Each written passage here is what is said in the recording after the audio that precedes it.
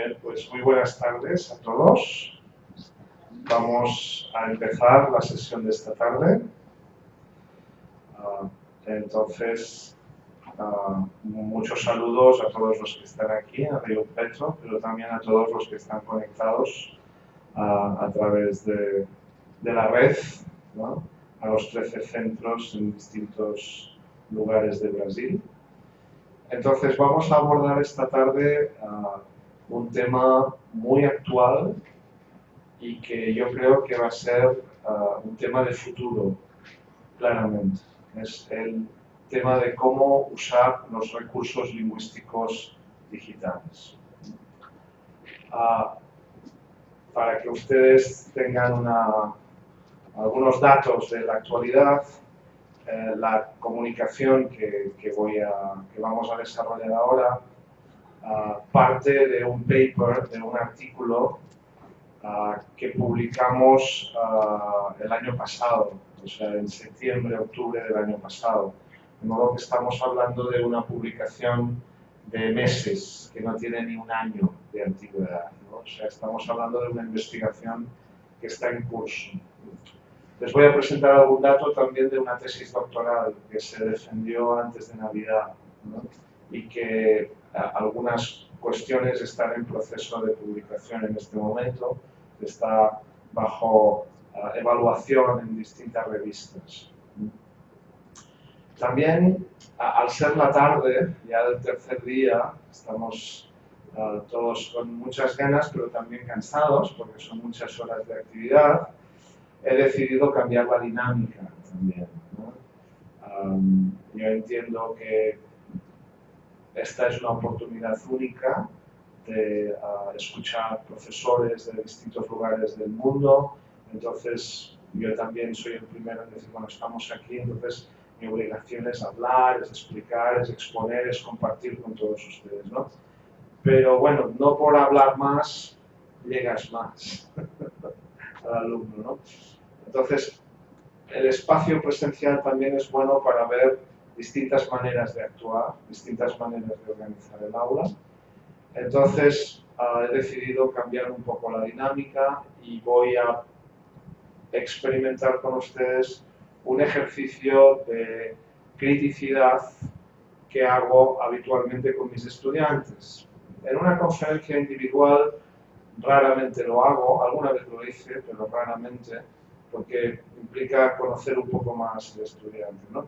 Pero bueno, aquí ya casi que somos como amigos, porque nos conocemos de 3 días y de muchas horas, entonces pues vamos a hacer algo más práctico. En concreto les propongo una tarea de crítica muy sencilla, muy sencilla. En la exposición que voy a hacer hay 2 falsedades. Voy a hablar 1 hora y voy a decir 2 falsedades. Lo voy a hacer muy bien porque veo la televisión cada día y tengo muchos modelos, mucha experiencia. De modo que ustedes van a ver cómo no me pongo nervioso, cómo no cambio mi tono de voz y cómo digo todo el discurso de manera muy correcta, ¿no? Pero claro, el trabajo de ustedes es terrible, porque imagínense que ustedes no descubren cuáles son las 2 falsedades. Yo me voy a ir terrible, entonces ustedes tienen, el trabajo de ustedes es buscar dónde miento, dónde engaño. ¿Están preparados para una empresa así? Esta es una tarea crítica porque les obliga a ustedes a estar atentos y a no creerse todo, absolutamente todo lo que yo voy a decir, porque hay mentiras mezcladas con las verdades. ¿De acuerdo? Entonces voy a hablar de lo siguiente. En primer lugar, voy a hablar de cómo, voy a poner algunos ejemplos de cómo se utilizan los recursos lingüísticos. Ya puse algunos ejemplos cuando les hablé, por ejemplo, de este amigo mío que cocinaba fideos chinos y no sabía cuánto tiempo de cocción, entonces utilizaba el traductor automático, ¿no? Voy a poner algún ejemplo más. Después voy a explicar qué entendemos por recursos lingüísticos. Voy a hacer alguna clasificación de distintos tipos de recursos lingüísticos de audio, de escritura, de habla, de escritura y de imagen también, ¿no? Y hablaremos de recursos y de base de datos, de algoritmos y de base de datos.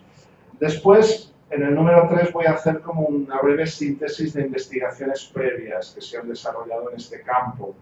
Voy a mencionar algunos autores y voy a explicar algunas de los datos más importantes, de los resultados más importantes de estas investigaciones.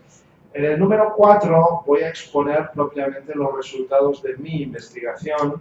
Voy a explicarles qué es lo que descubrimos nosotros con un grupo de 60 estudiantes, de 60 alumnos de secundaria, adolescentes y jóvenes españoles que están estudiando en un instituto y a los que entrevistamos y preguntamos qué es lo que hacían con los recursos lingüísticos, ¿no? En el quinto lugar les voy a mostrar lo que estamos haciendo ahora, que consiste en grabar las pantallas de los alumnos para poder acceder de una manera más directa a lo que hacen los alumnos, y acabaré con un epílogo.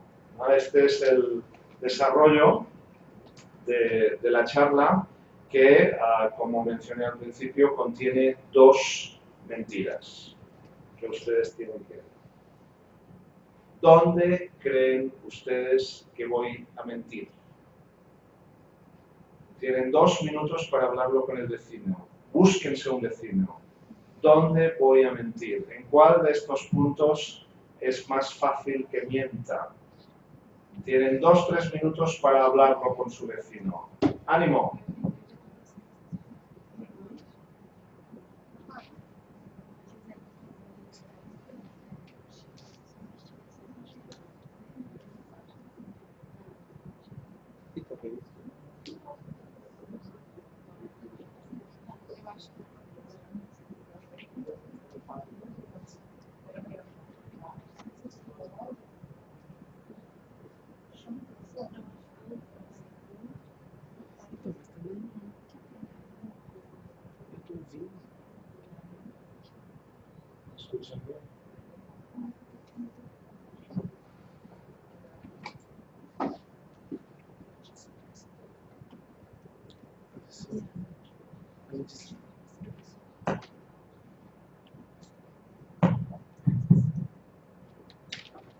Bueno, no se preocupen, tenemos alguna dificultad de recepción en otros lugares. Vamos a intentar si con este otro micro llega bien.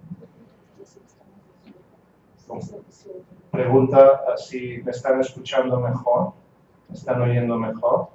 Vamos a ver si responden. Voy a repetir, vamos a hacer una tarea crítica.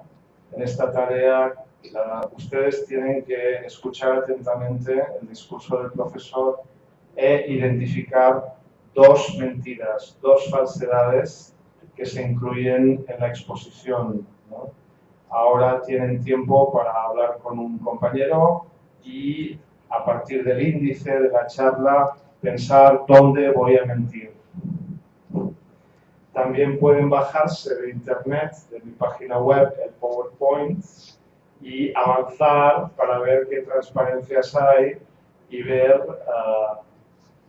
si adivinan dónde voy a mentir. Eso un alumno digital ya estaría con el texto delante, pero el PowerPoint que tienen ustedes colgado no es el que tiene las soluciones. El PowerPoint con las soluciones lo voy a colgar más tarde.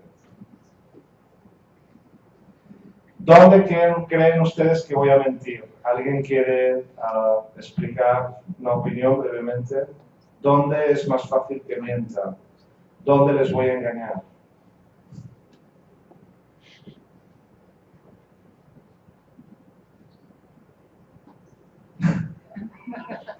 ¿Alguien tiene alguna idea?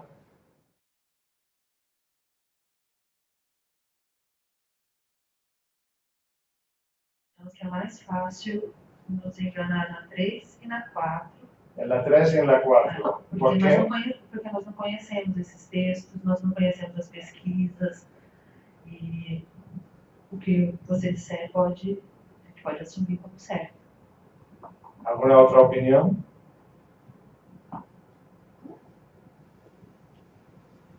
Yo no soy una persona malvada, entonces no les voy a mentir en la fecha de un libro, no. Yo cuando miento, miento bien, miento con cosas grandes, con ideas importantes, básicas. Las mentiras son gordas, son grandes, porque lo que quiero es realmente que ustedes se fijen. Si ustedes me escuchan buscando la coherencia de lo que digo, es posible que lleguen a descobrir las mentiras. ¿Alguien tiene alguna otra opinión? Aqui? Eu e a Giovana, a gente acha que seria mais fácil o senhor mentir, por exemplo, nos exemplos. Poderia criar exemplos. A gente não vai saber se é verdadeiro. Pero los ejemplos, bueno, vamos a ver, los ejemplos tienen datos empíricos, tienen una fotografía, tienen... Sí, claro, se puede manipular una fotografía. Bien, no sé si hay alguna opinión de los 13 lugares que nos siguen en Internet. ¿Hay alguna opinión? No hay nada. Bueno, pues vamos allá. ¿Están preparados para una sesión de mentiras? Vamos allá. Muy bien. Vamos a empezar. Bueno, el ejemplo que suelo utilizar más a menudo para explicar lo que significa los recursos lingüísticos es este. Yo estaba escribiendo este libro, es un libro que ya está publicado, que se titula En línea, leer y escribir en la red. Es un libro del 2011, ¿no? Quiero recordar de modo que ya tiene ciertos años, y lo estaba escribiendo en catalán, que es mi lengua materna, ¿no? En catalán, que también hay una edición en catalán. Y entonces yo quería explicar que había hecho una fotografía con las portadas de todos mis libros en distintas lenguas, y que para eso había tenido que encontrar en la red una aplicación que te permite componer una fotografía a partir de pequeñas fotografías previas, ¿no? Y que para eso había tenido que hacer búsquedas, y que primero empecé a buscar a ciegas, luego me di cuenta a partir de los resultados que la palabra importante era fotomosaico, y a partir de aquí llegué a la aplicación, ¿no? Pero lo relevante es que yo quería explicarlo y quería utilizar una palabra que no recordaba. Quería utilizar la palabra que se utiliza en catalán, para decir cada una de las piezas que componen un mosaico romano. ¿Alguien sabe esta palabra en español o en portugués? Un mosaico romano, está aquí, ¿vale? Está aquí, tesela. Tesela. Tesela es cada una de las piezas pequeñas que componen un mosaico romano, ¿no? En España, y especialmente en la zona del Mediterráneo, donde hay mucha influencia romana y hay muchos mosaicos, es una palabra, es un término relativamente conocido, no todo el mundo lo recuerda, pero no es extraño. Pero yo en aquel momento no me acordaba en ninguna lengua, ¿no? Y entonces dije, bueno, pues voy a buscar esta palabra en Internet. Y en catalán no hay ningún diccionario como este, pero yo sé que en español, que es una lengua que yo domino bien porque vivo en España y porque la he estudiado durante muchos años y es mi lengua de trabajo también, pues hay un diccionario, que es este que ustedes ven aquí, que se llama Diccionario Inverso de la Real Academia Española de la Lengua. Es un diccionario en el que tú puedes buscar por el lema, por la entrada por la palabra, pero también por los ejemplos o las definiciones, porque lo ha procesado todo, es un diccionario inverso, ¿no? Entonces, escribiendo mosaico y buscando mosaico, rápidamente el diccionario identifica, ¿no?, que hay una palabra que se llama tesela, que tiene una definición que dice cada una de las piezas con que se forma un mosaico. Entonces yo, como lingüista, sé que en la definición de mosaico aparecerá la palabra que estoy buscando, de modo que busqué mosaico en este diccionario, apareció tesela y después me fui a un traductor del español al catalán y encontré tesela con 2 L's. Lo hice en 1 minuto. En 1 minuto encontré la palabra que necesitaba y continué escribiendo. Este es un ejemplo de lo que significa escribir hoy en día, con el apoyo de todos estos recursos lingüísticos, ¿no? Este es un ejemplo de escritura, pero podemos buscar otros ejemplos. Aquí, por ejemplo, tienen un ejemplo real también ocurrido en Berlín, ¿no? Yo hablo un poco de alemán, pero no mucho, no lo he desarrollado mucho. Entonces yo estaba en Berlín, en la Hofbräuhaus, en Berlín, ven ustedes. La Hofbräuhaus es una casa de la cerveza muy famosa en Baviera, pero tiene distintas sedes en todo el país, en Alemania. Entonces yo estaba sentado en la mesa y había como un pequeño texto encima de la mesa con este mensaje, ¿no? Entonces yo entiendo algo, Spaß im Glas, que significa diversión en vaso, 8 por flüchtig süßer Spaß, bueno, pues dulce, Spaß, divertido, pero no entendía algunas palabras. Entonces lo que hice fue buscar Googles. ¿Conocen Googles? Googles es un traductor en línea, ¿no?, de fotografías, ¿no? Y entonces hice una fotografía de esto, el sistema reconoció estas palabras, hizo la traducción, que es muy mala, como pueden ver, pero yo entendí esta palabra, ruibarbo y fresa, que es la que no entendía, y entendí que era una bebida de ruibarbo que a mí no me interesa. Y ya está. De modo que estos recursos los utilizamos para leer. Aquí tienen algunos ejemplos que me proporcionó una doctoranda mía china. Aquí tienen como ella, por ejemplo, o una persona china puede ir al supermercado, hacer una fotografía de este producto y el sistema automáticamente le traduce a qué es lo que es en su lengua, para saber, por ejemplo, pues qué tipo de producto es, ¿no? Y aquí tienen otros ejemplos de traducción inmediata del japonés al español, ¿no? De modo que, regresando aquí, esto es una situación cada vez más habitual, ¿no? Tú encuentras un texto que no entiendes y buscas ayuda en la red para poder entenderlo, o estás escribiendo en una lengua materna o en una segunda lengua y tienes dificultades y te vas a la red a buscar recursos que te pueden ayudar, ¿no? Escribir.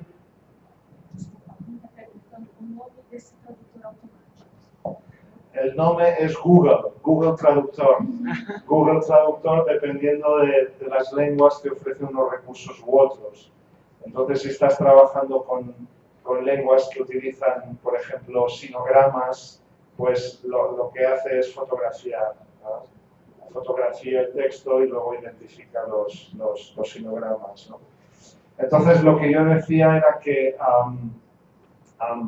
fíjense que esto es cada vez más habitual, pero no es fácil.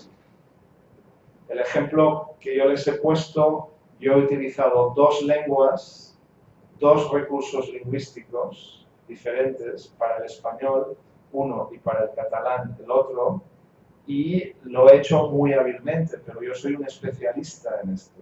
Yo conozco muy bien todos estos recursos. Entonces, la pregunta que hay detrás de esta charla es, bueno, ¿esto lo puede hacer cualquiera? ¿Los estudiantes pueden hacer operaciones de este tipo? ¿Son capaces de utilizar estos recursos para solventar sus necesidades lingüísticas? ¿Estos recursos funcionan bien, funcionan mal? ¿Qué opinión tiene la gente de estos recursos, ¿no? Este es el tema que nos interesa. Aquí tienen las preguntas, ¿no? Al escuchar, al hablar, al leer, al escribir en línea, los chicos, los aprendices, los alumnos, qué recursos utilizan, cómo los utilizan bien o mal, en qué contextos, ¿no?, de lectura y de escritura, en qué idiomas, en qué facilidades y dificultades ofrece cada recurso. Estas son las preguntas que nos planteamos en esta investigación, que son claramente preguntas de futuro, porque ¿qué sentido tiene enseñar las reglas de acentuación del portugués hoy si la pantalla las pone automáticamente? ¿Por qué vas a enseñar la B larga y la B corta o la S y la C si eso los chicos lo ponen y se autocorrige la máquina? ¿De qué sentido tiene enseñar gramática, enseñar ortografía con reglas viejas antes de que llegaran todos estos recursos? Fíjense en la problemática que hay detrás, ¿no?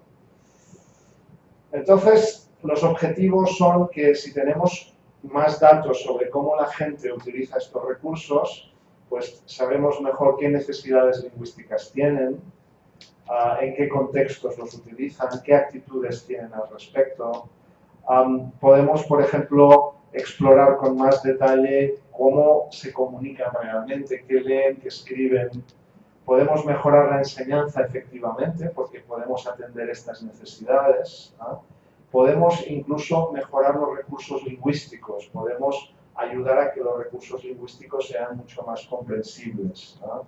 Y, en definitiva, podemos fomentar, una enseñanza más autónoma y flexible, ¿no? Bueno, vamos al segundo punto. ¿Qué son los recursos lingüísticos? Bueno, pues los recursos lingüísticos es cualquier recurso que esté en la nube, aplicación, base de datos, ¿no?, cualquier lugar en el que tú puedas encontrar la respuesta a una duda lingüística. La duda puede ser fonética.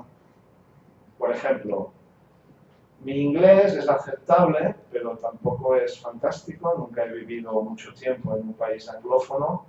Y entonces, cuando tengo que dar una asignatura en inglés, la preparo muy bien todo lo que tengo que decir, y si tengo problemas fonéticos, que saben ustedes que en inglés es complejo, pues utilizo el traductor de Google. Saben que el traductor de Google es un oralizador, y entonces me entreno, practico la oralización, la pronunciación en inglés de una manera muy, muy clara, muy repetitiva, y me ha ayudado muchísimo, ¿no? Si tengo que escribir también, y si tengo que leer también, de modo que cada vez más utilizo más estos recursos, ¿no?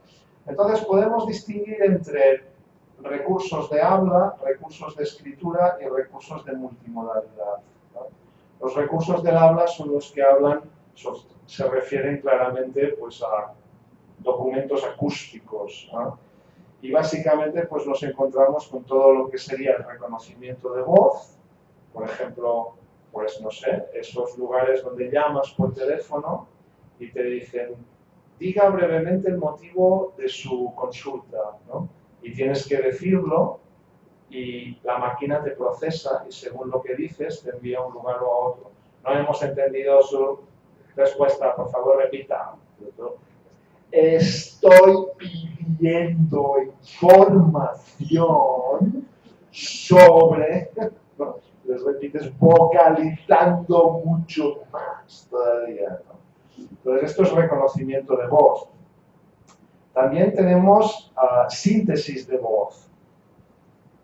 Google Traductor, cuando yo le pido que me diga aquella palabra en inglés, lo está haciendo una máquina. Está haciendo una máquina a partir de la composición que han tomado de personas reales, pero es síntesis de voz, ¿no? También en la escritura, por ejemplo, el traductor que hace una fotografía y puede reconocer los caracteres, esto es una tecnología de la escritura que es el reconocimiento de caracteres. No sé si ustedes habían utilizado, cuando no eran tan habituales las fotografías, los programas de reconocimiento de caracteres para poder escanear textos y recuperarlos en Word para poder procesarlos. Hay un programa específico de reconocimiento de caracteres que es bastante bueno, pues este es un programa que tenemos aquí. También tenemos programas de transcripción. No sé si alguien aquí utiliza programas de transcripción, programas de aquellos en que tú hablas y la máquina te transcribe. Son programas que no han triunfado, de hace años que existen y no son muy habituales, pero existen, están incorporados prácticamente aquí. Por ejemplo, en un teléfono normal, inteligente, hay este programa que te permite transcribir lo que escribes, ¿no? También tenemos aplicaciones de multimodalidad, ¿no? Por ejemplo, el primer día o el segundo día les hablé de la aplicación que utilizan los ciegos a partir de fotografías, ¿no? Que un ciego llega a un lugar, hace una fotografía, envía la fotografía a la nube, analizan la fotografía, la comparan con otras fotografías, encuentran una que es igual, obtienen los metadatos de esta segunda fotografía y los oralizan en voz alta y lo envían al ciego para que sepa dónde está, ¿no? Pues eso es una combinación, fíjense, de estas tres tecnologías, ¿no? Porque es la fotografía, los metadatos asociados a las fotografías, más el habla, ¿no? Y la escritura que está vinculada con la multimodalidad. Dentro de la lingüística computacional se suelen distinguir las tecnologías de los recursos. Los recursos son sencillamente bases de datos, ¿no? Bases de datos donde está la información, todas las palabras, las reglas sintácticas, la morfología de las palabras, y las tecnologías son los algoritmos, son los programas, ¿no? Que permiten combinar estos recursos, ¿no? De todos modos, yo, aunque aquí se hable de tecnologías y de recursos, prefiero utilizar la palabra recursos para referirme a todo, ¿no? Porque la perspectiva que yo voy a adoptar no es la del teórico computacional, sino que es sencillamente la del usuario, ¿de acuerdo? Aquí tienen algunos ejemplos.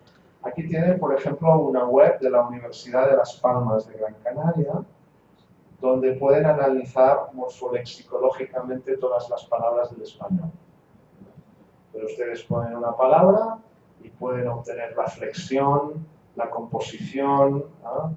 La flexión de un verbo. Aquí tienen, por ejemplo, la composición vinculada con la familia amarillar, amarillado, amarillear, etc., ¿no? Aquí tienen una empresa española muy famosa, Molino de Ideas, que ofrece muchos recursos para trabajar con tecnologías de la lengua. Aquí tienen, por ejemplo, un conjugador verbal.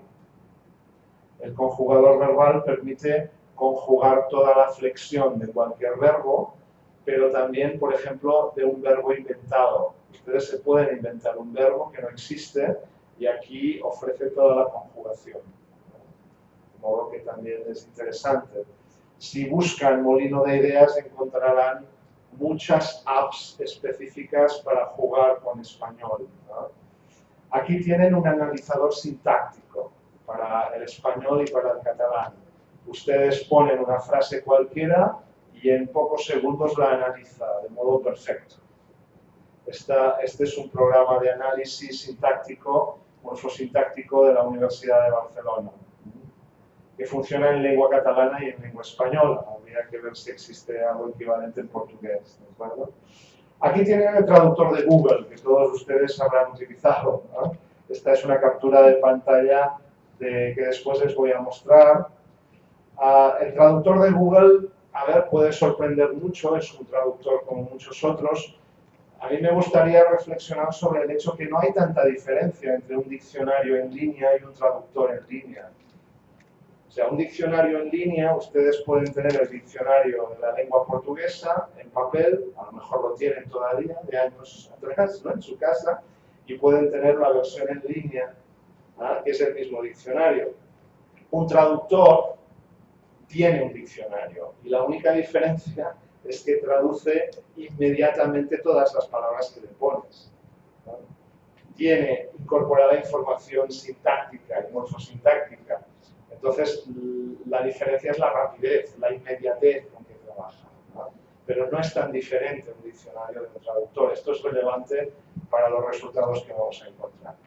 Dentro de los motores de traducción hay dos tipos, los lingüísticos y los estadísticos. Los lingüísticos trabajan con una gramática, tienen una gramática y de algún modo toman la lengua, la analizan y buscan la equivalencia gramatical en otro idioma. Y los hay que son estadísticos, ¿no? Que son estadísticos que se basan en base de datos y que mecánicamente ofrecen la traducción más repetida, más utilizada, más buscada. En el caso del traductor de Google Translator, es de tipo lingüístico. Bueno, aquí tienen corpus de textos, ¿no? En estos momentos ya saben que podemos tener una gran cantidad de textos guardados en una base de datos y entonces una de las cosas que podemos hacer, por ejemplo, si estamos aprendiendo español, pues el matrimonio, por ejemplo, ¿cuál es el verbo vinculado con matrimonio? ¿Cómo se materializa el matrimonio, ¿no? Pues se materializa en español con el verbo contraer matrimonio. Esto es una colocación técnicamente en lexicología, ¿no? Una colocación, no el vino verde, ¿no? En español no existe el vino verde, en francés tampoco, en catalán tampoco, ¿no?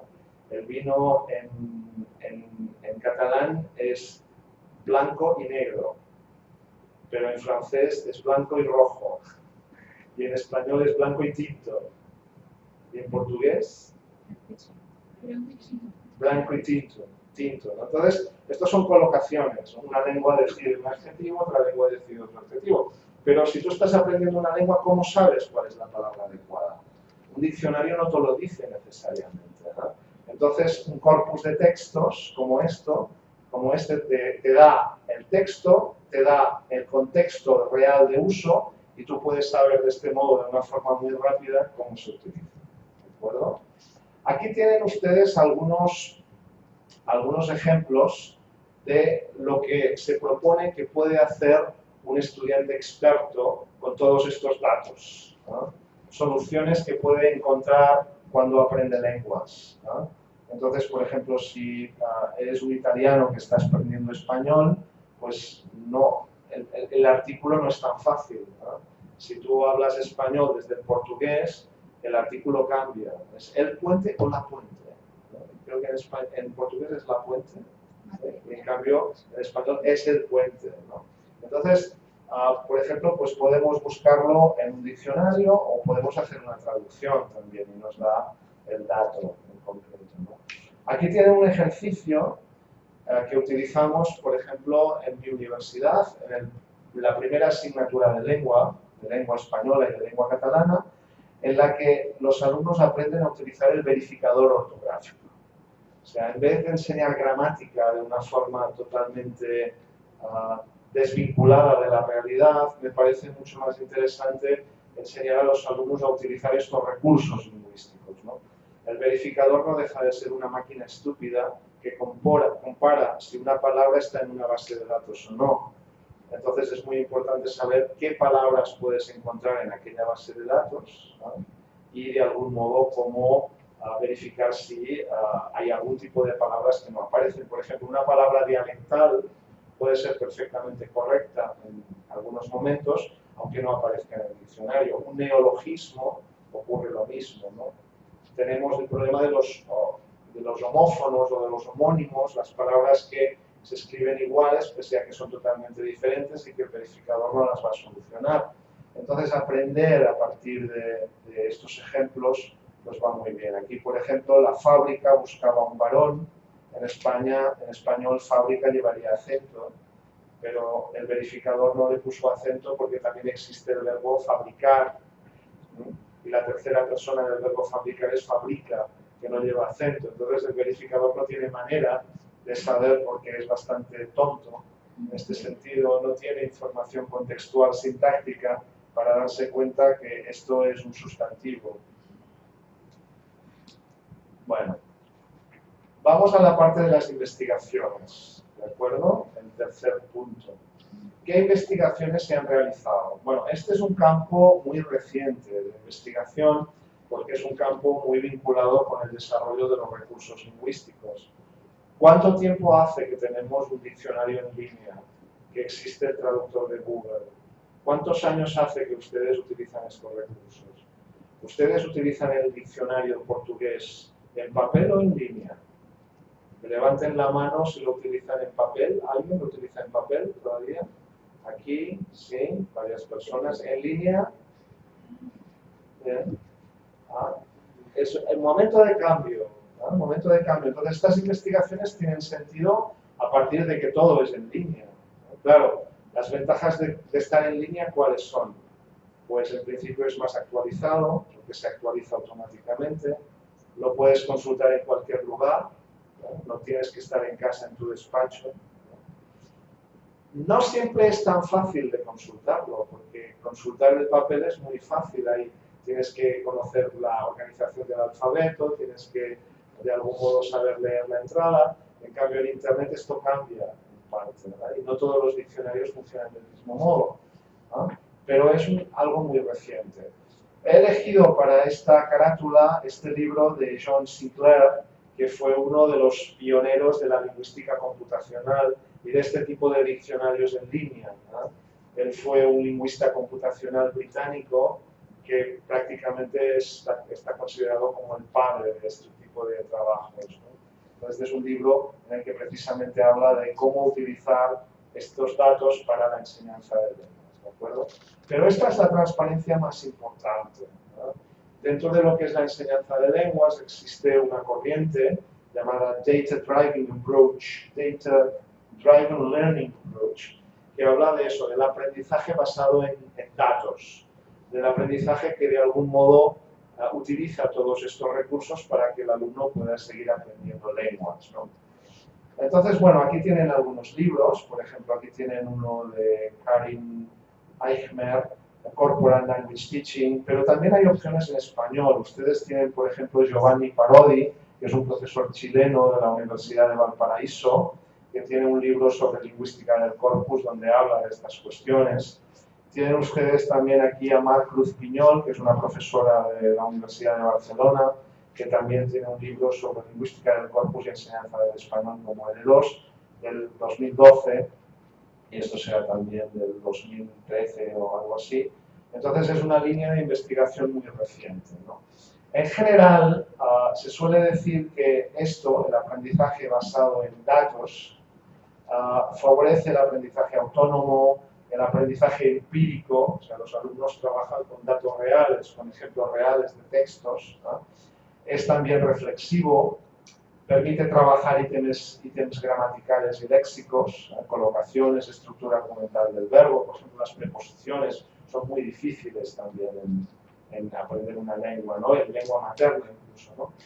Pero en cambio tiene limitaciones, por ejemplo, es mucho más útil en L2, en una segunda lengua extranjera que en una lengua materna, es más útil con adultos que con niños, y en cualquier caso se necesita tener ciertos conocimientos de lengua y de lingüística. No parece que cualquiera pudiera utilizar este tipo de recursos, ¿no? Los estudiantes universitarios probablemente son los mejores para trabajar con esto, pero no sé si un estudiante de secundaria, por ejemplo, sería capaz de utilizar este tipo de recursos. ¿De acuerdo? De todos modos, este es un mundo fascinante. Y aquí les he puesto la carátula de un libro que a mí me parece increíble, Translation in the Digital Age, que habla precisamente de cómo va a cambiar el panorama de enseñanza, de aprendizaje, de uso de los idiomas a partir de toda esta situación, ¿no? Hace 3 semanas que fui a Madrid a dar una conferencia en la Complutense y un profesor de allí me contó que había pasado pues un fin de semana en una sierra, en el campo, en Andalucía, en España, en un lugar muy bonito, y que en el pueblo donde estaba había una pareja británica que había comprado una casa y que estaban organizando la casa, la estaban rehabilitando, ¿no? No hablaban ni una palabra de español, ¿no? Y entonces en el pueblo hablaban que era una pareja muy curiosa, que se comunicaba a través de una secretaria muy eficiente, que se llamaba Siri, que es pues, el programa Siri de iPhone. ¿Entiendes?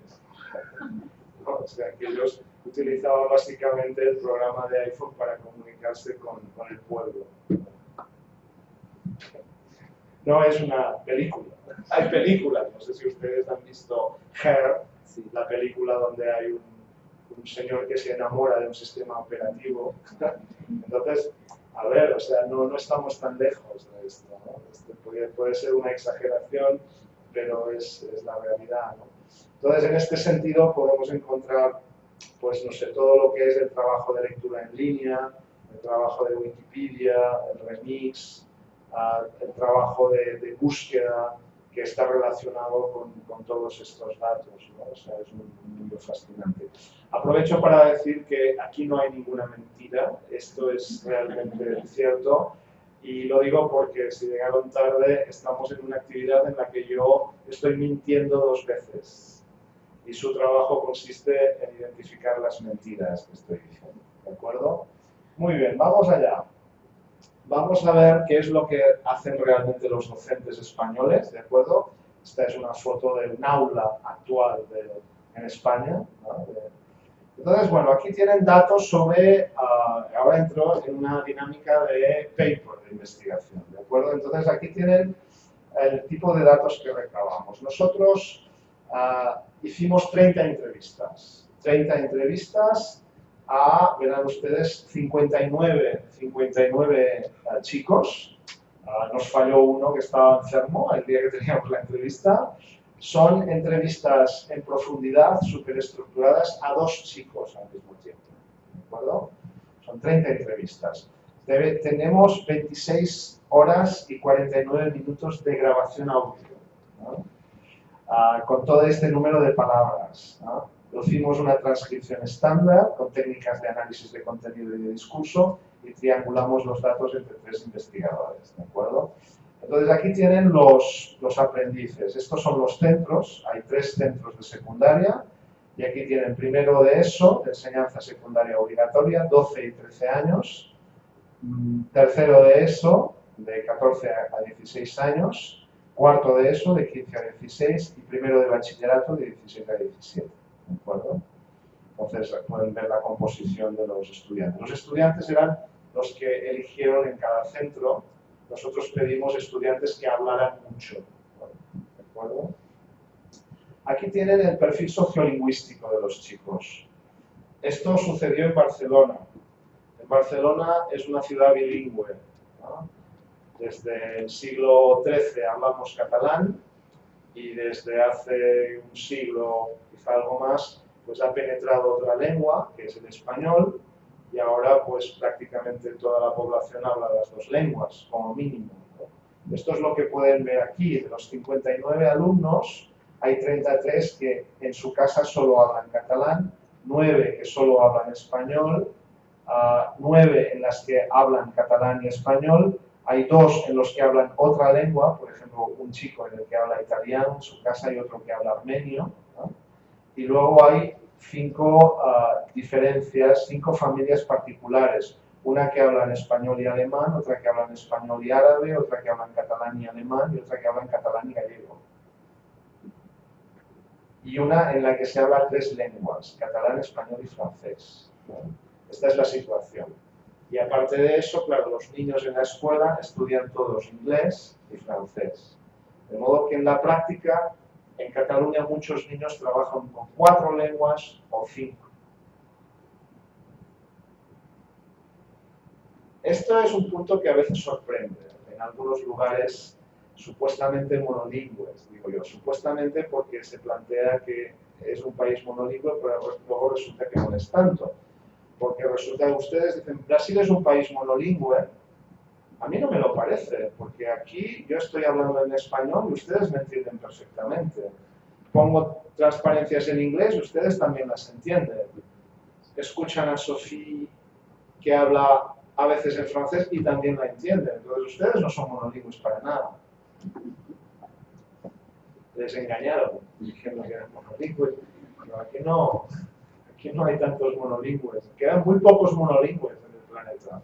Es una especie en peligro de extinción. Casi. Bueno, aquí tienen ustedes el tipo de preguntas que hicimos. Nosotros preguntábamos, bueno, ¿qué recurso utilizas? Y entonces, si nos decían, pues yo utilizo el traductor, yo utilizo el diccionario. Entonces preguntábamos, cuéntame cómo lo usaste la última ocasión. O sea, la última vez que lo usaste, ¿te acuerdas de que lo usaste? Entonces nos contaban cómo. Luego preguntamos cómo lo aprendiste, crees que es un buen recurso, lo usas habitualmente dentro o fuera de la escuela, recuerdas el nombre, etc. ¿No? Este es el tipo de preguntas que utilizamos. A ver, es un estudio que tiene limitaciones porque realmente cuando trabajas con entrevistas, trabajas con lo que las personas dicen que hacen, no con lo que hacen. Entonces, evidentemente, te pueden engañar. Probablemente digan lo que piensan que a ti te gustará más escuchar para que tú te lleves una buena impresión de ellos. ¿Entiendes? ¿No? Entonces, no es necesariamente la realidad, es la representación de la realidad que tienen ellos. Pero bueno, vamos a los resultados. Los resultados son los siguientes. 57 personas, casi la mayoría, nos dijeron que utilizaban el traductor. 51, 88%, el diccionario, pero básicamente Word Reference. Los verificadores ortográficos y los conjugadores, y nada más, ¿no? O sea, otros programas de análisis sintáctico, de análisis morfosintáctico, no se utilizan. Lo relevante aquí es este punto. O sea, lo más usado es los recursos plurilingües, el traductor, por ejemplo, que permite traducir entre muchas lenguas, o Word Reference, que es un diccionario entre muchas lenguas, ¿no? Y, en cambio, los menos usados son los que son de una sola lengua, monolingües, ¿no? Aquí pueden empezar a ver ya los contextos en los que se utiliza. Este es un punto que nos interesaba mucho, que es cuándo utilizas estos recursos. O sea, cuándo tienes necesidades lingüísticas, cuándo realmente tienes que, te falta algo que no sabes hacer autónomamente y buscas información en la red, ¿no? Entonces, para leer, para escribir e incluso para hablar. Esto es muy importante porque muchas veces se piensa que el traductor solo sirve para escribir. Y no, el traductor se utiliza mucho para leer, como van a ver ustedes, ¿no? Entonces los chicos nos decían que lo utilizaban para leer en lenguas extranjeras, pero también, por ejemplo, para leer entre catalán y castellano, que para ellos son lenguas propias o ambientales, ¿no? Por ejemplo, un 10% lo utilizaban en este contexto. También lo utilizan para escribir. Y una persona lo utiliza para practicar la oralidad, ¿no? Es interesante que se usa en lenguas maternas también.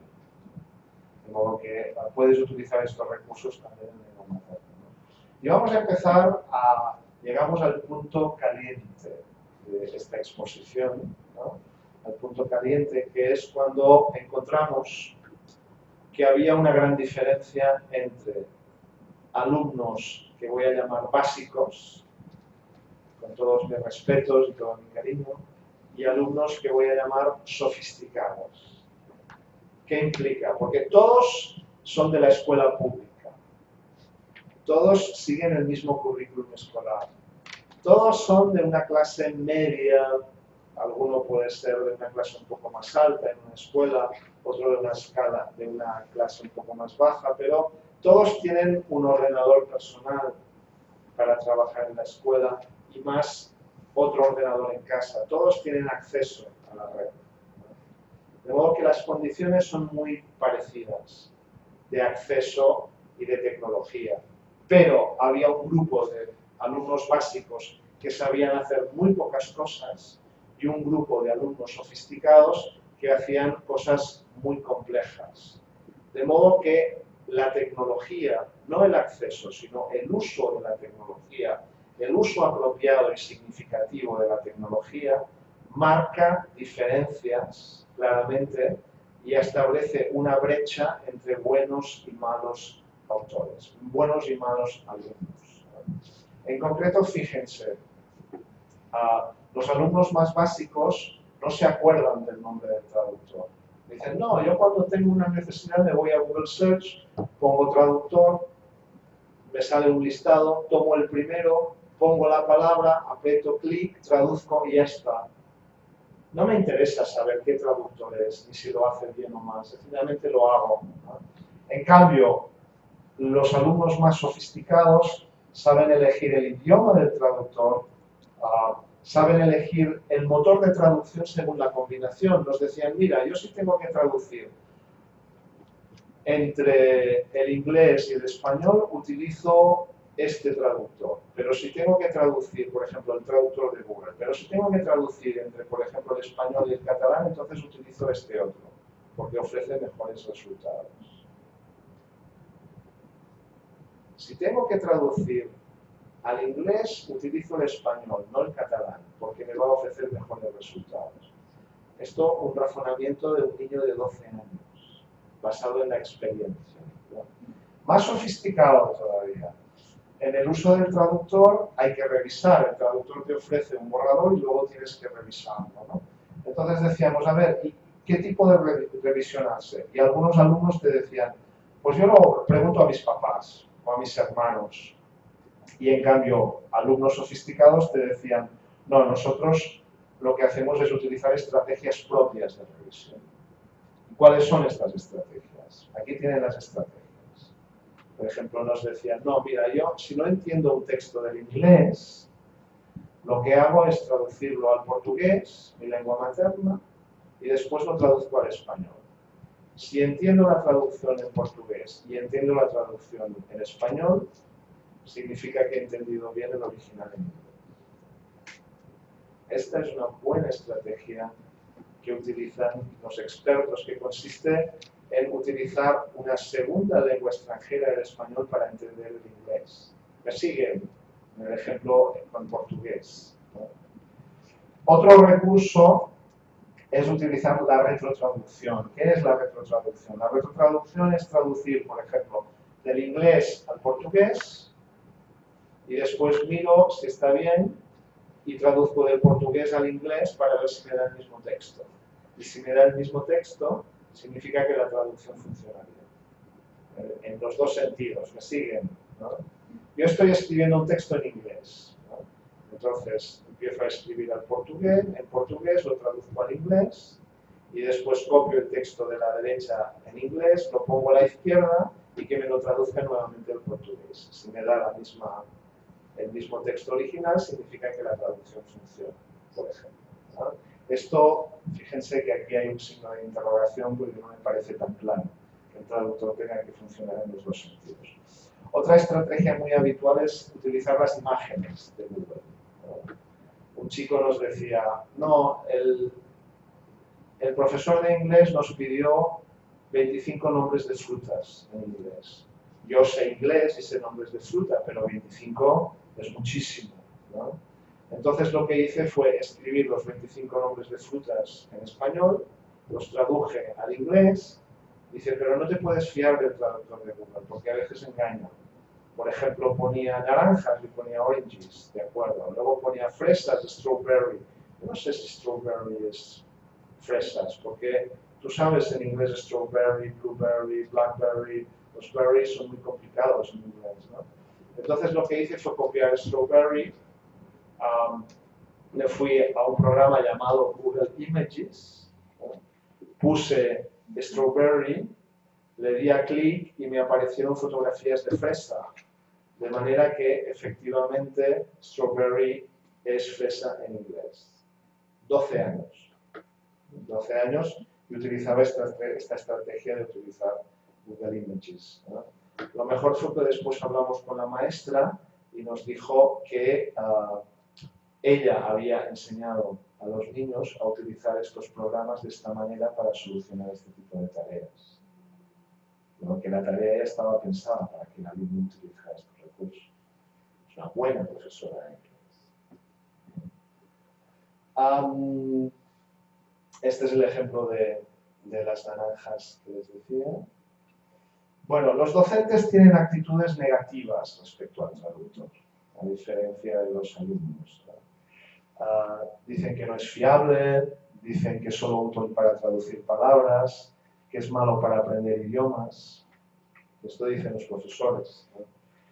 Son ideas claramente precientíficas, o que no tienen ningún fundamento. Por ejemplo, traducir palabras sueltas, yo creo que es más difícil que un traductor te dé una buena traducción de una palabra suelta si pones solo la palabra, que si pones el contexto de la palabra. Si escribes toda la frase o dos frases, es mucho más fácil que un traductor te dé la traducción buena de aquella palabra porque tiene más elementos para contextualizar. Si no, si pones una palabra sola y pones, no sé, banco, o es una palabra polisémica, te puede ofrecer muchos errores de traducción. ¿De acuerdo? Los docentes, por ejemplo, enseñan que es malo el traductor. Aquí ven algunas de las actitudes que tienen alumnos y docentes, donde también podemos ver que los alumnos tienen opiniones muy variadas, ¿no? Por ejemplo, algunos alumnos dicen, es horrible el traductor. O sea, hay algunos que saben hacer todo lo que les acabo de contar, ¿no? Y otros de la misma clase que te dicen, es horrible, ¿no? O que te dicen, haces trampa, no aprendes tanto con el traductor de Google, ¿no? Aprendes más si lo haces memorísticamente. Esta es la idea. Se nota mucho que no lo he hecho yo, dice. Claro, fíjense que detrás de estas ideas hay una concepción muy ingenua del traductor. La concepción de que tú escribes un texto, haces clic, aprietas y ¡pam! Y aparece milagrosamente la versión correcta del texto, ¿no? Eso nunca va a existir, evidentemente, nunca va a existir, ¿no? Lo que sí que existirá será una máquina que te va a ofrecer borradores cercanos a la realidad. Entonces tú lo que tienes que hacer es mejorarlos. Tengo algunos amigos en Alemania que solo hablan alemán. Empecé a estudiar 6-7 años de alemán. Mi alemán es un poco tosco. Entonces yo me comunico bien oralmente, pero por escrito es más difícil. Y entonces utilizo el traductor de Google. Pero lo utilizo de una manera muy sofisticada. Yo sé que para utilizarlo es mejor que escriba en inglés o en español para ser traducido al alemán que hacerlo, por ejemplo, en mi lengua materna, en catalán. ¿Por qué? Pues porque me va a ofrecer un mejor resultado desde el español o desde el inglés. ¿Por qué? Pues porque son lenguas más poderosas, donde hay más inversión y tienen más equivalencia entre las dos, de modo que es más fácil. Entonces yo escribo en una de estas dos lenguas y escribo para ser traducido por una máquina estúpida de equivalencias. Entonces escribo frases cortas, frases con sujeto, verbo y predicado. Yo sé que en catalán y en español, por ejemplo, podemos hacer frases sin sujeto, con sujeto elíptico, pero que en inglés y en alemán no, es prescriptivo poner un sujeto explícito. Entonces yo pongo el sujeto explícito, evito las ironías, los sarcasmos, las frases hechas, las frases inacabadas. Escribo para que el traductor me ofrezca una buena traducción, una buena equivalencia. Intento escribir de modo correcto el texto de partida, porque muchos de los errores de traducción vienen de que el propio autor escribe mal el texto de partida. Entonces la máquina ofrece un resultado horroroso. Algo como poner punto final es fundamental para que la máquina entienda que aquello es una frase y que no sigue, por ejemplo, ¿no?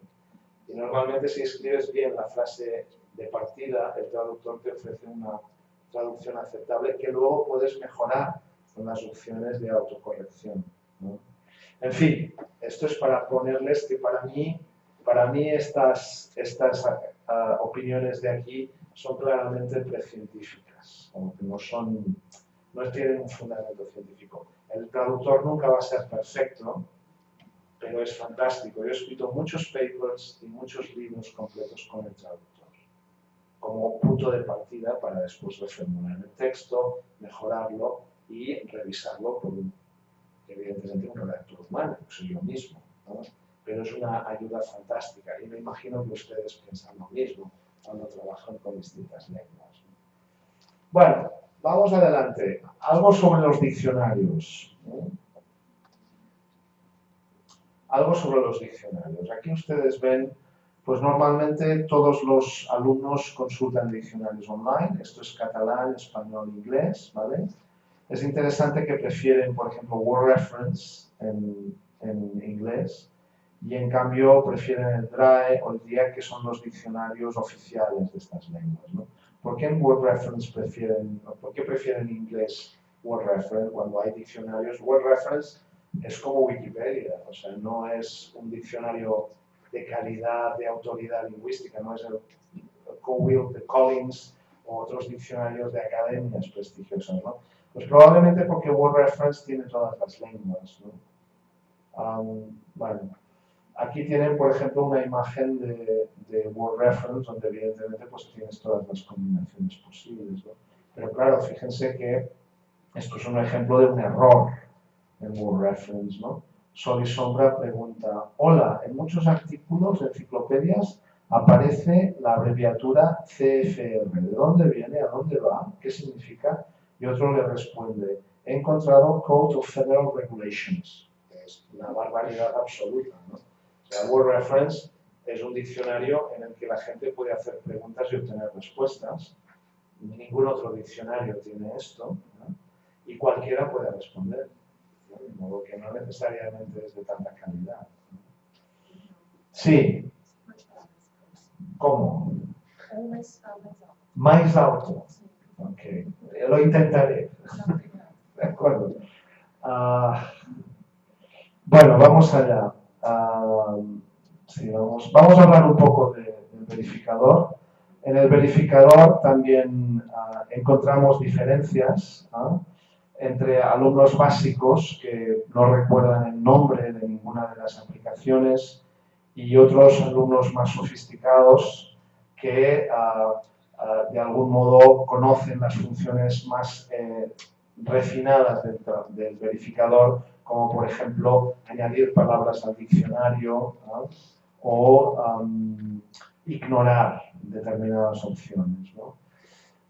Los otros recursos lingüísticos prácticamente no se mencionan. Y bueno, acabamos ya con lo que estamos haciendo ahora. Lo que estamos haciendo ahora es no tanto hacer entrevistas, sino que hemos ido un paso más allá y ahora lo que hacemos es grabar las pantallas de los ordenadores de los estudiantes que estamos siguiendo, ¿eh? Entonces utilizamos este software que es Camtasia y lo que hacemos es pedirle a nuestros estudiantes que lo instalen en su portátil, le proponemos una tarea de escritura o de lectura y grabamos lo que hace en la pantalla de vídeo, ¿no? Nos envía el vídeo y a partir de aquí tenemos datos empíricos sobre el tipo de cosas que hacemos. Vamos a ver un ejemplo al respecto, ¿no? De modo que voy a salir de la presentación de PowerPoint y vamos a ver el ejemplo.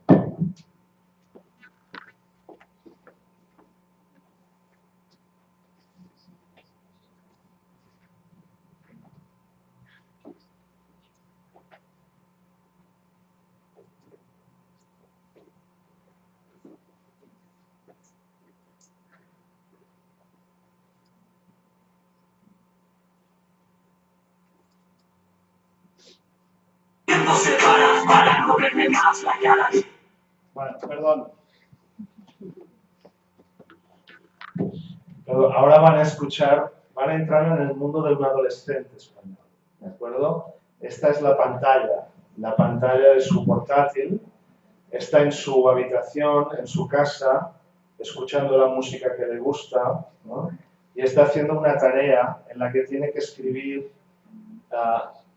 un periódico plurilingüe del centro, donde tiene que escribir noticias, ¿no? Entonces nosotros le damos noticias en un idioma y tiene que escribir en otro idioma. Ahora aquí está escribiendo en inglés, pero también tenía que escribir en español, en catalán, tiene que consultar fuentes en distintos lugares y él trabaja con su portátil en su casa, ¿no? Entonces aquí pueden ver la pantalla, ¿de acuerdo? La pantalla. Aquí pueden ver el indicador de que el programa está grabando, ¿sabes? Grabador de pantalla Pro de Power, ¿no? Aquí ven la indicación. Este es el cursor, ¿no? Fíjense en lo que está haciendo, está escribiendo esta frase en inglés, está en LibreOffice, ¿no? En el programa libre de LibreOffice. Entonces se presenta una duda, van a ver ustedes, una duda en inglés, y entonces él va a salir de aquí, se va a ir al traductor y va a intentar utilizar el traductor para solucionar esta duda. Entonces van a ver ustedes lo que ocurre. ¿De acuerdo? puedo acercarme aquí y puedo manipular las dos cosas.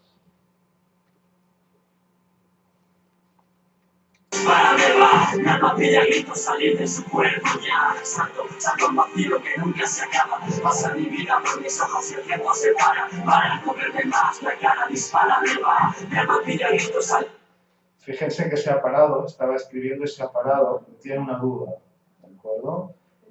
Dice, every day our friend tried to ask her to marry, but always there were an amazing notice that it perverted.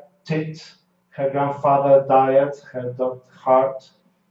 Finally, when he, y aquí viene lo que nos interesa, de su cuerpo ya, siento como si ya estuviera muerto.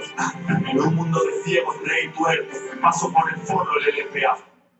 Tiene un problema de verbos, ¿no? Él quiere decir finally when he came from home, o from work, creo que dice, ¿no? Y le falta la preposición, ¿no? Está buscando from y aquí came back, ¿no? Entonces, fíjense en lo que hace.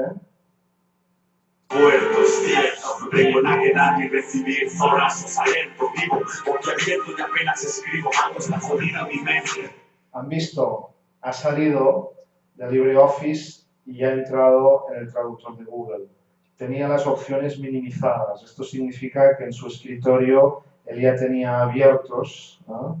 Tenía abiertos el traductor y el LibreOffice. Entonces, fíjense en lo que ocurre ahora. Siento hijo adoptivo, demasiado impulsivo me dicen, cautivo de lo negativo. Tiene el problema de la preposición, came from, ¿no? Y entonces él escribe en español. Él volvía del trabajo. ¿Qué ocurre? En primer lugar, pues él no tiene acento, de modo que el sistema no tiene ningún método para identificar que esto es un sujeto, lo interpreta como un artículo. Y aquí falta el acento de volvía, de modo que la máquina tampoco va a identificar. Es imposible que le ofrezca una traducción buena, ¿no? Vamos a seguir. Si volar es el fin que ahora se desliza. Aquí quizás quisiste decir él volvía y aquí le pone un acento, de modo que la máquina automáticamente ha detectado que ha cometido un error en el texto de partida y le propone una autocorrección. Él se va a dar cuenta, van a ver ustedes. Ahora está intentando editar la salida y buscar qué opciones de corrección de la salida del inglés le ofrece la máquina. O mejor las mentiras tras este intervalo que malo rimas con mi boca de escualo. Pero se da cuenta que tampoco es la opción que quiere, ¿no? Entonces va, fíjense lo que... íntimas, palabras sin pantomimas, no tienen. Aquí ahora va a aceptar la autocorrección que le ofrece el sistema, ¿no? Servicio del Z-Chroma, pero yo ya no... Y aquí, pese al error, back from work. Entonces ha pillado la preposición que estaba buscando.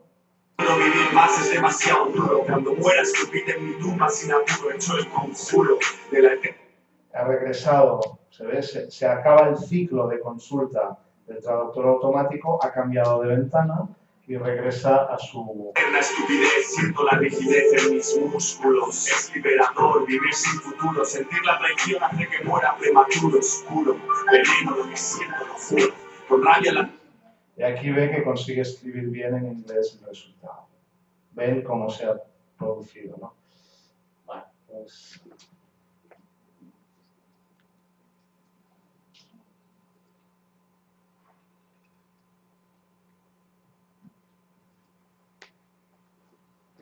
Bien, pues en estos momentos lo que estamos haciendo es trabajar con este tipo de vídeos, ¿no? Recuperando vídeos de estas características y analizando lo que hacen realmente los chicos, ¿no? Y a partir de aquí estamos identificando distintos perfiles de usuarios, ¿no?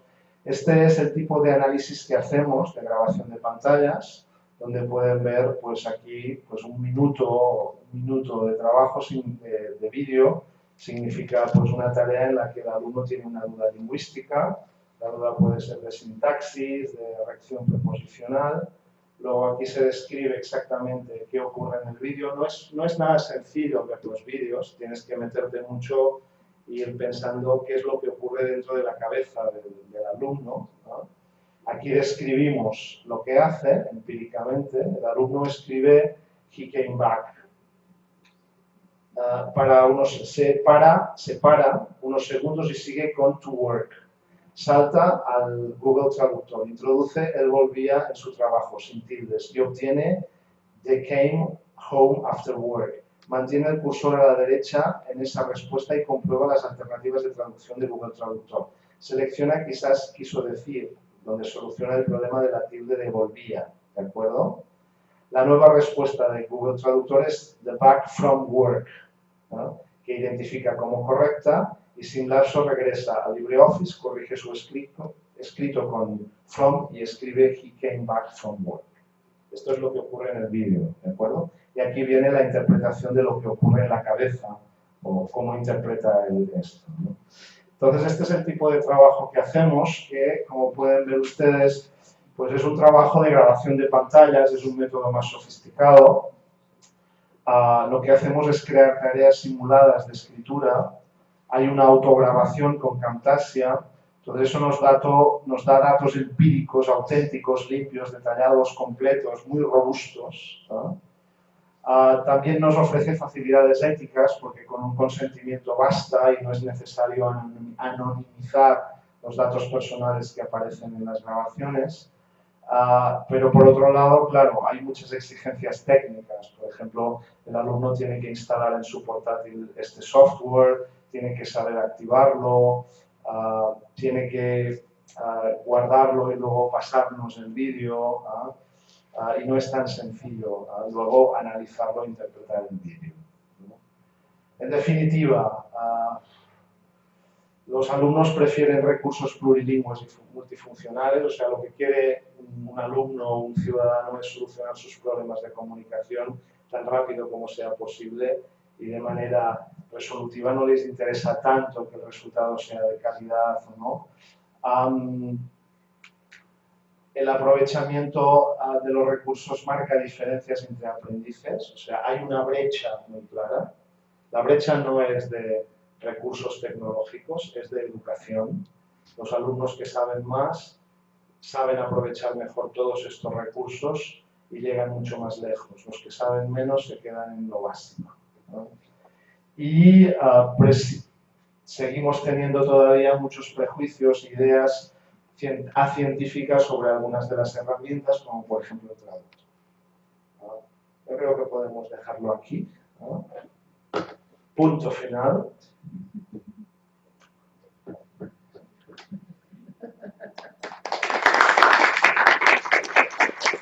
No hemos acabado, porque yo acabo de mentir 2 veces de una forma fantástica. Les acabo de soltar 2 falsedades impresionantes. Y su trabajo consiste en identificar dónde mentir. Tienen 4 minutos para hablar con el vecino y intentar decirme dónde están las 2 mentiras. Ya, tienen 3 minutos, aquí y en las 13 sedes. Por favor, adelante.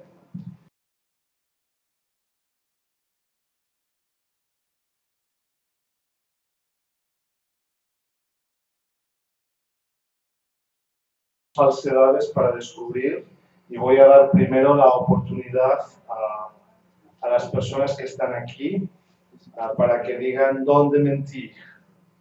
¡Ánimo! No es fácil, yo lo sé.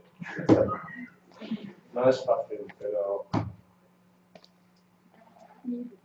¿Quién tiene alguna opinión? ¿Algún grupo? La única manera de aprender es equivocarse. No se corten. Digan. No vale cuando después alguien, o yo diga, la primera falsedad debe estar, alguien diga, ¡ah, yo lo sabía, yo lo sabía! Lo digan ahora o callen para toda la vida. ¿Alguien tiene alguna idea?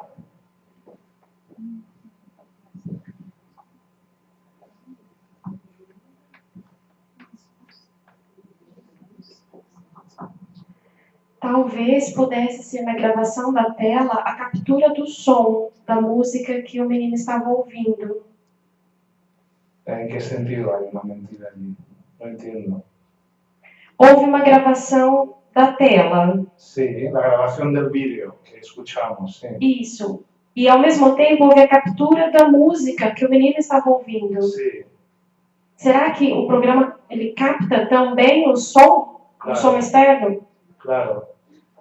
Sí, porque Camtasia capta la actividad de pantalla del portátil y eso incluye el sonido, porque si usted, por ejemplo, está hablando por Skype y con alguien, pues Camtasia también graba la grabación, graba el vídeo y graba el audio. Entonces, no, aquí no estaba la mentira.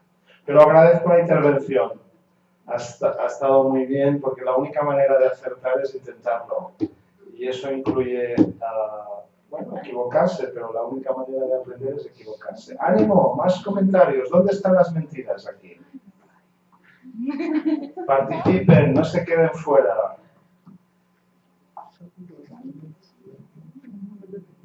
¡Ánimo! ¿Dónde mentí? Allí hay una opinión. Así me gusta, que participen.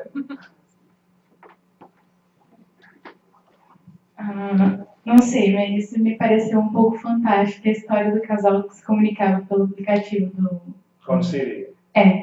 Pues no, o sea, yo es lo que te puedo decir, lo puedo asegurar, y puedes mirar en mi currículum y en mis actividades, que hace 3 semanas fui a Madrid a dar una conferencia en la Complutense, y entonces allí estaba un profesor que ha vivido muchos años en Japón y que luego regresó a España, en Madrid, y que me contaba que había pues, pasado un fin de semana en el campo, en un pueblo perdido en Andalucía, en la zona de Jaén, Granada, y que pues, en el pueblo donde estaba había una familia británica mayor, un matrimonio mayor, que no hablaban una palabra de español, que habían comprado una casa abandonada, que la estaban rehabilitando y que se comunicaban con el pueblo, pues él no los conoció a ellos, solo habló con gente del pueblo que le dijeron que utilizaban a una secretaria y que la secretaria se llamaba Siri.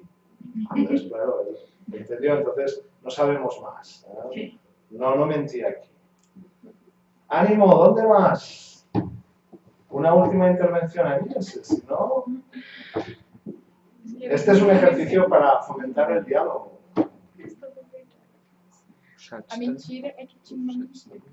La mentira es que no mentí, no, yo demostraré después que no es así.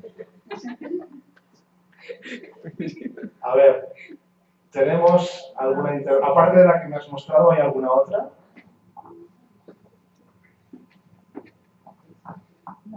No, solo hay esta. Bueno, di esta. Hay una persona de qué lugar? De São Carlos, a Pamela.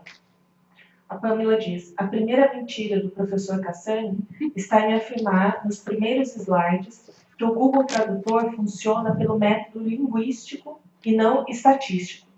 Ele se vale do Statistical Machine Translation.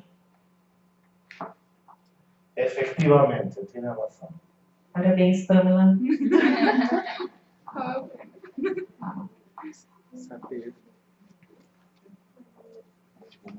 Efectivamente, esta es la primera mentira. Como pueden ver, aquí viene la bibliografía. ¡Ah! ¿Qué pasó? No tengo la versión. No actualicé la vaya. Espérense, un momento.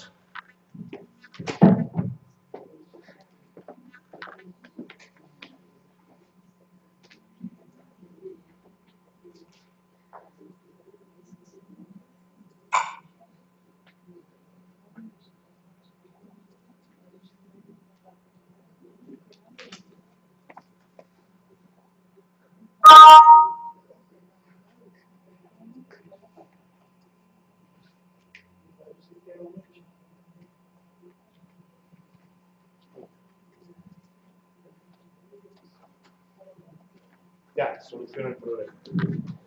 Bueno, pues efectivamente, en la tarea crítica, en la solución, la primera falsedad es que Google Translator no es un traductor de tipo lingüístico. Aquí tienen la slide, ¿no? La captura, y aquí tienen la corrección. Es al revés. El traductor de Google es un traductor estadístico, como muy bien dice este colega de San Carlos, ¿no?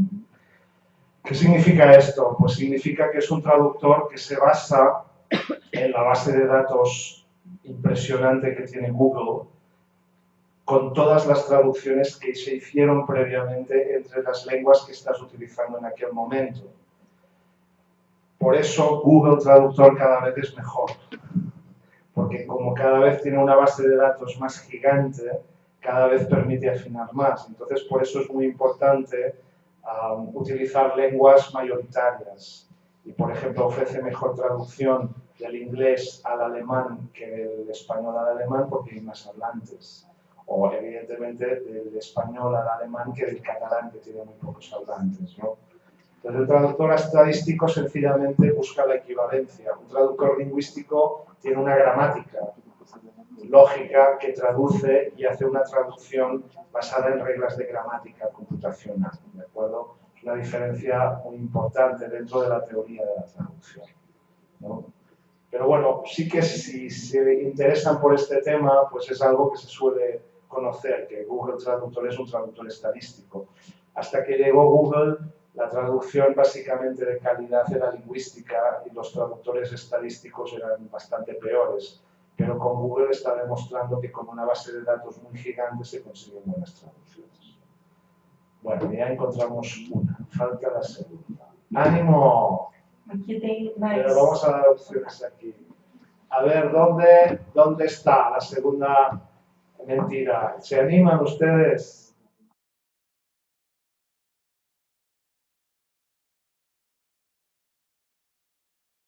Bueno, ¿cuál es la segunda?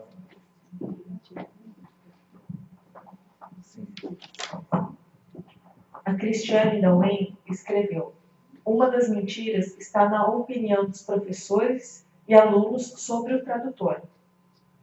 Mas eu pedi para ela falar um pouco mais sobre essa afirmação e ela está digitando.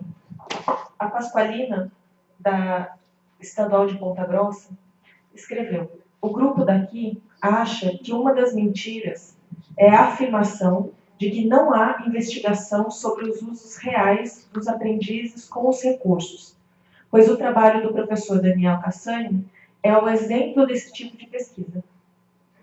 Muchas gracias por el comentario final, pero la verdad es que no hay mucho trabajo. O sea, estoy respondiendo a la segunda, ¿no? Después iré a la primera. No hay mucho trabajo al respecto, que yo conozca. El trabajo que he explicado antes con los libros que ustedes han visto son libros que hablan de las posibilidades teóricas del Data-Driven Learning Approach. O sea, hablan de que, bueno, pues que con este diccionario, con este traductor, con esto puedes enseñar esto, puedes aprender esto, pero no hay tanta investigación, y mucho menos en portugués, en español, en lenguas latinas. Quizá en francés, ¿no? Puede haber algo más, o en inglés, por supuesto, puede haber más, pero no es algo que, esta perspectiva de qué hace la gente realmente con la tecnología, ¿no? Porque, o sea, unos pueden decir, bueno, pues vamos a poner luz en los móviles para que la gente los pueda ver por la noche. Y luego resulta que la gente decide utilizar el móvil como si fuera en un concierto de música, como si fuera una vela. Y dices, pues mira, pues también funciona como una linterna, entonces vamos a ponerle una aplicación de linterna. Entonces, el desarrollo tecnológico no es solo una cuestión de los especialistas en informática que deciden lo que se puede hacer, sino que también somos la gente la que decidimos lo que queremos hacer y lo que no, ¿no? Entonces, el punto de vista de lo que hace realmente la gente joven, plurilingüe, para solucionar su vida es muy interesante, ¿no? La primera afirmación de las últimas que has dicho hablaba de que es falso esto, ¿no? Pues no es falso. O sea, yo tengo las grabaciones en audio, ¿no? Y sí, hay opiniones muy diversas. O sea, hay personas que reconocen que el traductor es bueno, pero que necesitas evidentemente, editarlo y es una herramienta para conseguir borradores solamente, que esta me parece una visión realista de lo que es un traductor. Y luego hay mucha gente que sencillamente no tiene buenas ideas, no tiene ideas científicas, perdón, ¿no? Y entonces dice, bueno, pues eso, por ejemplo, haces trampa. Utilizar el traductor automático es hacer trampa. Utilizar el diccionario no es hacer trampa. ¿Esto tiene sentido? No hay tanta diferencia entre un diccionario y un traductor. ¿Por qué una cosa está bien vista? Sí, utilizar el diccionario es muy útil, aprendes mucha lengua. Utilizar el traductor automático no aprendes una lengua. Esto no tiene ningún sentido, no tiene ningún fundamento. Depende de cómo utilices el traductor. Yo he aprendido mucho utilizando el traductor, ¿no? Pero tienes que dedicarle tiempo, tienes que manejarlo bien, tienes que utilizar este tipo de estrategias que vimos, ¿no? Si lo utilizas como los alumnos básicos, evidentemente no recuerdas nada y tampoco aprendes nada, ¿no? Interesante. Se nota mucho que no lo he hecho yo. ¿Por qué se nota mucho que no lo he hecho yo? Porque evidentemente pues yo escribo un texto en español, lo traduzco al inglés, lo copio, lo pego y lo entrego a la maestra. Claro. Es que no es esta la manera de trabajar, ¿no? Tú tienes que utilizar la traducción como una base y luego tienes que personalizarla, tienes que adaptarla, etcétera, etcétera, ¿no? De modo que no, la mentira no está. É que o grupo, Daniel, comentava que eles tinham chegado a essa conclusão por um contraste com o seu texto na página 18, né? E pela memória, na verdade, que eles tinham da leitura desse texto. A ver, en el texto es posible que no se explique con tanto detalle estas opiniones, porque el artículo al final también acaba siendo limitado, no puedes explicarlo todo, ¿no? Y pues como es algo que tengo fresco, pues yo lo voy explicando un poco más, ¿no? Pero no, las opiniones son literales. Las palabras que ustedes ven aquí son las palabras literales que dijeron nuestros entrevistados, ¿no? A ver, yo creo que la utilidad del traductor, en la medida en que las personas sepan utilizarlo, es clara, puede ser muy útil, ¿no? Para aprender o no lenguas, pues ya depende, ¿no? Porque, por ejemplo, la misma maestra que enseñó a sus alumnos a utilizar el traductor y Google Images y que proponía la tarea de escribir 25 nombres de frutas, ¿se acuerdan? Pues esta misma maestra, que me parece una buena maestra y que recomienda el traductor, me decía, lo que no me parece tan bien es que los alumnos utilicen el traductor para escribir una redacción en inglés, para aprender inglés. Dice, es como que te estuvieras preparando para un maratón, para correr un maratón, que tienes que correr durante 3 o 4 horas, ¿no? 40 kilómetros, y entonces tú te vas equipado para correr, ¿no? Al campo, y entonces saludas a tus amigos y dices, bueno, me voy a correr. Entonces te escondes detrás de un árbol, te tiras al suelo, te pasas 3 horas sentado en el suelo, allí tomando el sol, y luego te vuelves a levantar y vuelves a salir y dices, bueno, ya he acabado, ya he entrenado 3 horas, ¿no? Y utilizar el traductor automático es como hacer esto. Era la opinión de ella, ¿no? En el sentido de que no fomentaba el aprendizaje. No lo sé, yo creo que es un tema abierto que tenemos pendiente en el futuro, ¿de acuerdo? Ánimo, queda una mentira por descubrir, que está escrita en una slide, en una diapositiva clara, diáfana, y que aquí en este PowerPoint con soluciones aparece claramente. ¿Tienen alguna idea? ¡Ánimo! Este es un ejercicio crítico. Ustedes tienen que participar, tienen que exponer sus ideas, tenemos que negociarlas. Lo que a ustedes les ha sonado mal, lo que de algún modo crean que es extraño, es un ejercicio para trabajar con las discrepancias entre el docente y los alumnos. ¡Anímense! ¿Hay alguna otra intervención? Sí. Qué bueno. É um comentário da Michelle, né, dizendo que concorda com o grupo, falando que no texto recursos linguísticos em linha, o professor fala dos procedimentos éticos, metodológicos, junto a diretores de escola, governantes, alunos e pais de alunos que permitem, para permitir e consentir a pesquisa. É um comentário. E a Larissa, da Unicamp, pergunta qual o impacto dessas discussões na formação de profesores de língua na Espanha hoje. Pues esta discusión no existe en la formación de profesores iniciales porque nadie todavía se plantea este tema. Todo el mundo en España y en muchos otros lugares siguen enseñando a escribir, escribiendo una redacción en papel. Esta es la realidad.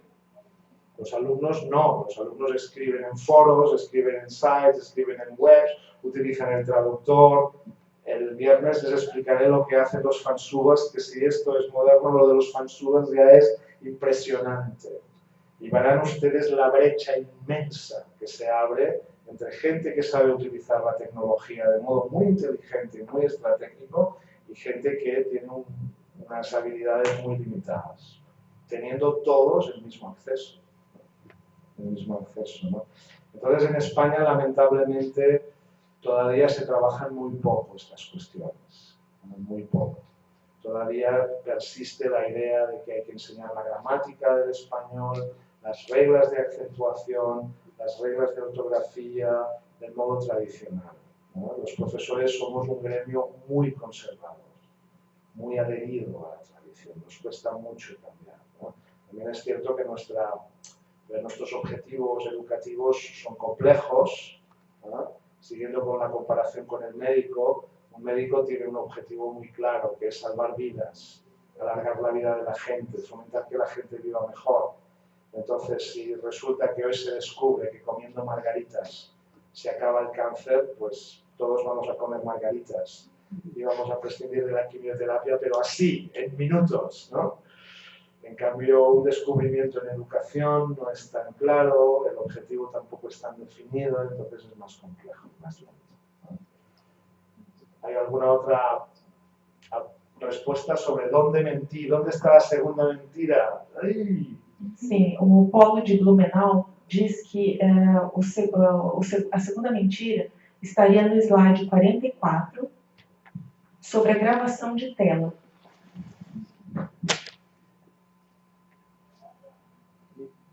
Facilidades éticas, um consentimento ético basta, não é necessário tornar anônimos os dados pessoais. Achamos que é necessário sim tornar os dados pessoais anônimos. O sea, que estaría aquí, dicen facilidades éticas.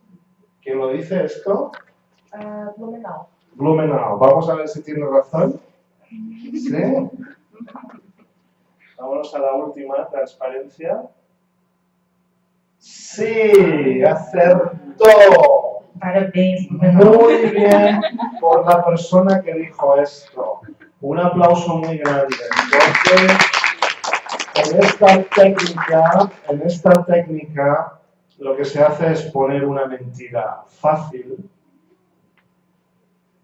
Google Traductor es un traductor estadístico, entonces ya la primera intervención que teníamos era esta, mentira fácil. Esto sirve para animar a todos a ver que el juego es serio, que funciona así.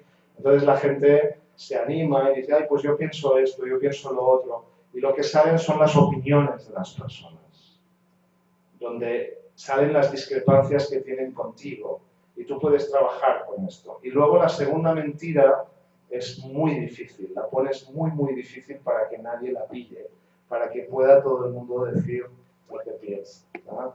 Entonces esta es una mentira muy difícil, ¿por qué? Pues porque evidentemente para poder adivinarla necesitas en primer lugar tener mucha experiencia en investigación, ser consciente que cuando grabas una pantalla de vídeo no solo grabas lo que te interesa, que es lo que han visto ustedes aquí, sino que estás grabando el escritorio completo de la persona que te ha cedido el vídeo. En este escritorio están todos los iconos de todas las apps que utiliza. Aparecen las notificaciones de te ha llegado un mensaje de Melissa que dice que te quiero. Te ha llegado un mensaje de mamá que dice no sé qué. aparece muchos datos personales, de modo que trabajar con vídeos no es nada fácil, éticamente tampoco. Necesitas el consentimiento ético básico, pero luego tienes que anonimizar los datos y eso es muy complicado. De hecho, de todos los vídeos que conseguimos en este trabajo último que les mostré, que corresponde a una tesis doctoral, el único fragmento que podemos mostrar es el que han visto. Porque en aquel fragmento lo único que aparece es Manu Chao cantando. Y no es exactamente un dato personal, pero en la grabación no hay el nombre del chico o la chica que ha grabado, no aparece ninguna notificación entrante y saliendo en aquel momento diciendo que ha recibido este email en esta cuenta, no aparece ningún dato que pueda identificarlo. Entonces esto significa que es válido para la investigación y para mostrárselo a ustedes, ¿no? De modo que muy bien para la persona o el grupo que dijo esto, porque esto era un punto importante. Y aquí acaba, aquí han visto el ejercicio. ¿Qué les parece como ejercicio crítico? Tienen 2 minutos para hablar con el vecino. ¿Les ha gustado la tarea crítica de escuchar y buscar mentiras? ¿Les ha parecido difícil? ¿Qué piensan? Hablen con su vecino. Tienen 3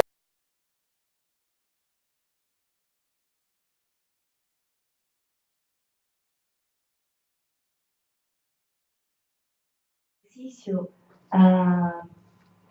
que é muito legal se levar, um professor levar para a sala de aula, porque além de tornar atrativa a aula, né, você fica o tempo todo ali fazendo relações e tentando investigar, né, eu acho que nós pensamos que estimula o desenvolvimento da leitura crítica do aluno.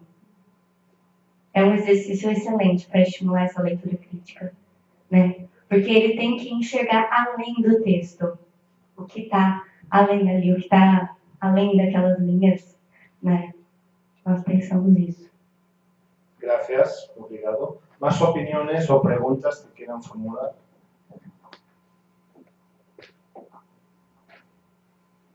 Allí, al final.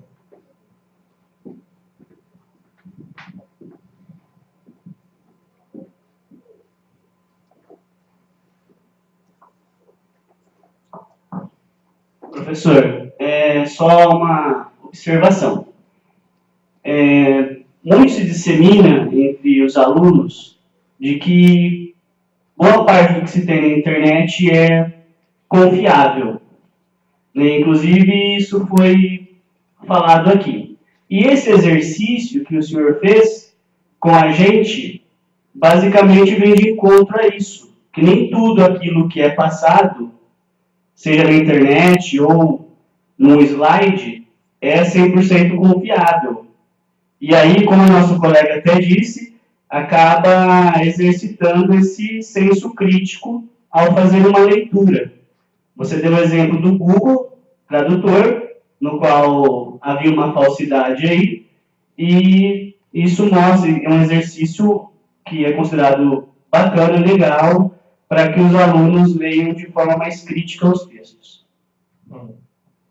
Si he entendido bien, usted está diciendo que, voy a repetir y traducir, a ver si lo entendí bien, que se discute mucho si Internet es fiable o no fiable en estos momentos aquí en Brasil, ¿no? Y que este tipo de ejercicios pueden ayudar a ver que, bueno, que puede ser fiable si sabes utilizarlo correctamente, ¿no? A ver, decir que Internet es bueno o Internet es malo es muy simple. Sería como decir, los autos son buenos o los autos son malos. Los autos te permiten llegar a muchos lugares, pero probablemente muchas personas aquí tienen a un ser querido perdido por un accidente de tráfico. Entonces, ¿son buenos o son malos los autos? Todo depende de cómo los uses, ¿no? Entonces, Internet es igual. Internet tiene mucha basura, pero también tiene muchas cosas buenas. Entonces, si tú no conduces borracho, si respetas las señales de tráfico, si tomas tus precauciones, es difícil que tengas un accidente y puedes llegar a todas partes, ¿no? Si tú navegas por Internet con sentido crítico, respetando todo un conjunto de convenciones, pues vas a encontrar información fiable, ¿no? Y este es un ejercicio pues, para fomentar esto, ¿no? A nadie se le ocurrió buscar en Google, por ejemplo, Google Traductor, ¿cómo funciona? Porque mientras me estaban escuchando, ustedes pueden acceder a la red y pueden buscar información. ¿Nadie lo hizo? Sim, mas para buscar outras informações. Claro, pues ¿cuántas personas buscaron cosas de mi exposición para verificar si eran ciertas o no? Que levanten la mano. 1, 2, 3, 4, 5. Estos son comportamientos más residentes. Que significa que pues saben que pueden manejar información y rascar. Los que no levantaron la mano no se les ocurrió. ¿Por qué? Pues porque todavía no entraron en este mundo en el que, a ver, vamos a comprobar si lo que dice es cierto. Vamos a ver este vídeo, vamos a ver lo otro, etc. ¿Alguna pregunta más o comentario sobre la tarea? Última oportunidad. ¿Hay alguna pregunta de la red, de las sedes? Si quieren ustedes hacer la tarea con sus alumnos, te paso la palabra enseguida, yo les recomendaría que no hablaran tanto. 1 hora es demasiado, ¿no? 20 minutos es suficiente. Ustedes preparan 5 transparencias, o si no hay transparencias pueden hablar tranquilamente, pero sí que es importante documentar las mentiras previamente en un documento para que los alumnos vean que es cierto que esto es así, ¿no? Y previamente, ¿no? Entonces hablan 20 minutos, 15 minutos, 20 es suficiente y luego el debate. Aquí también hay personas muy distintas. Esta es una charla muy enfocada en investigación. Entonces, si ustedes realmente no están trabajando en investigación desde el campo de la lingüística, esto les puede parecer muy difícil y puede realmente las mentiras no tenían sentido para ustedes, ¿no? La gracia es encontrar mentiras muy situadas en la zona de desarrollo próximo del alumno, en términos vygotsquianos, ¿no? Entonces, los alumnos se enganchan mucho más en la discusión. Había una pregunta. O Laerte da Unicamp pergunta: já que estamos em período de transição, a discussão não deveria ser a de materiais didáticos que favoreçam a exploração desses recursos online? Sí, me parece bien. De hecho, lo dije ayer y, a ver, enseñar a leer hoy es enseñar a utilizar un buscador en Internet. Este es el tema más importante. O sea, el ciclo de identificar una necesidad, había una transparencia ayer al respecto, ¿no? Identificar una necesidad, o sea, lo que ha ocurrido aquí, o sea, ustedes estaban viendo a una persona que les estaba mintiendo 2 veces. Aquí, pues, hay una oportunidad y una necesidad muy clara de buscar información en Internet. Entonces, el comportamiento más ideal es decir, en el momento que notas que hay algo y dices, ¿esto es cierto? Pues tú te vas a Internet a buscar respuestas a eso, ¿no? Que es lo mejor lo que ha hecho el señor o la señora que han dicho que la primera mentira era que el Google Traductor no era lingüístico. Se ha ido a Internet a buscarlo, lo ha encontrado y dice, ya le pillé al profesor. Muy bien, de eso se trata, ¿no? De eso se trata. La segunda era mucho más difícil y no lo podías hacer, ¿no? Porque ¿dónde encuentras información sobre ética en la investigación, en la captura de vídeos? No, ya se necesita saber mucho más al respecto, ¿no? Entonces, en este sentido, utilizar estas herramientas que tenemos hoy es el objetivo básico de la escuela, sin lugar a dudas. ¿Alguna pregunta más, Mariana? Bueno, pues muchas gracias por la atención. Ha sido un día muy intenso. Nos vemos mañana a las 8, de verdad, y que descansen.